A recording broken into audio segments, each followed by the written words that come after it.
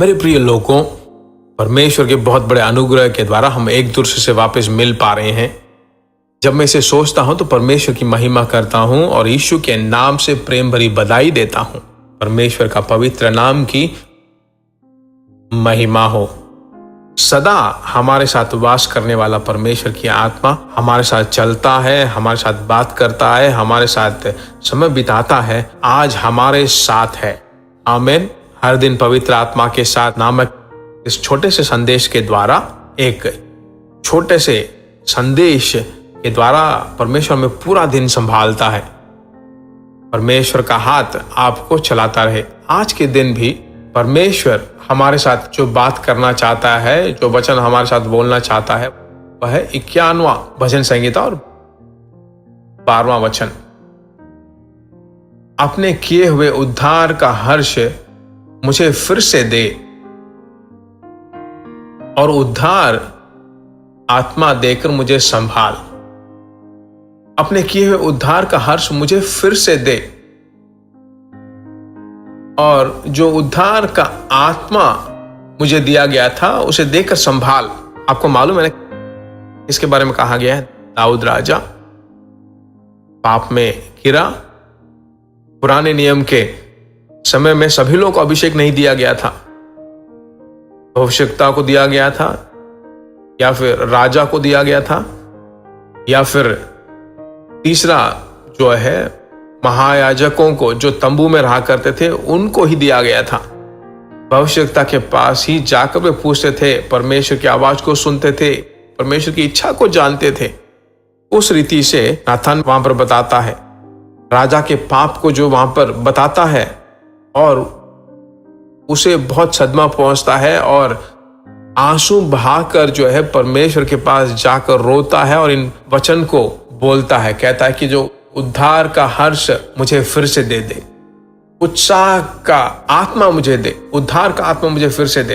पाप करने के बाद क्या होता है कि एक मनुष्य पूरी तरह से निर्बल हो जाता है, उत्साह को खो देता है, तो उसे वापस उत्साह की जरूरत है। तो कैसे मैं इसे कहना चाहता हूं, पवित्र आत्मा जब हम पीछे धकेल दिए जाते हैं तो उसे जीतने लायक बनाता है।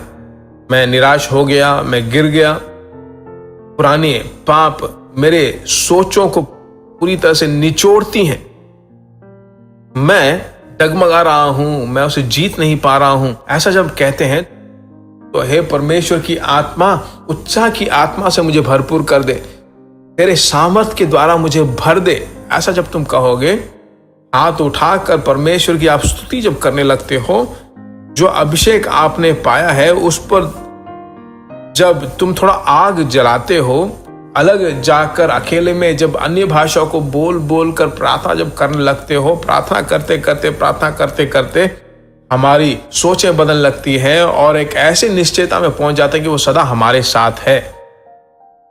पीछे खींचने वाली उस आत्मा को हम जीतने लगते हैं, पीछे हटने वाले उस आत्मा को पूरी तरह से परमेश्वर धकेल कर उसकी आत्मा में हम प्रवेश करने लगते हैं। प्रार्थना करते हैं, इस वचन को आपने सुना ना, हे परमेश्वर मैं अपने आप को सौंपता हूं। हाथ उठाकर प्रार्थना करते हैं, हमारे स्वर्गीय पिता, तेरे बच्चे कभी ना कभी जो है अचानक शैतान को अनजाने में जगह दे देते हैं और पीछे हट जाते हैं। अभी हम सब मिलकर प्रार्थना कर रहे हैं, उत्साह की आत्मा, उद्धार की आत्मा से तूने भरपूर कर दे। हे परमेश्वर, बीते दिनों में परमेश्वर के साथ जो चल फिर कर ये गए, उन सभी चीजों को वापस उत्साह से भरपूर कर दे। थैंक यू परमेश्वर, तेरी स्तुति हो। अपने लोगों को, पूरे घर के लोगों को अपने सम्मुख से भरपूर कर दे। जितने लोगों को शेयर करने वाले हैं परमेश्वर के राज्य के बारे में, वो बोलने वाले हैं, निश्चय रूप से उन्हें आशीषों से भरपूर कर।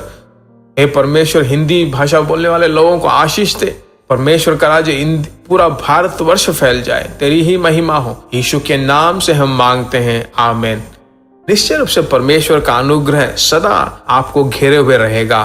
God bless you. प्रिय भाइयों और बहनों, आशा करते हैं कि यह संदेश आपके लिए आशीष का कारण बना होगा और ऐसे संदेशों को सुनकर आशीष पाने के लिए जीसस मीट्स मिनिस्ट्री नामक हमारे YouTube चैनल को सब्सक्राइब करें और प्रार्थनाओं और सलाह के लिए हमें संपर्क करें।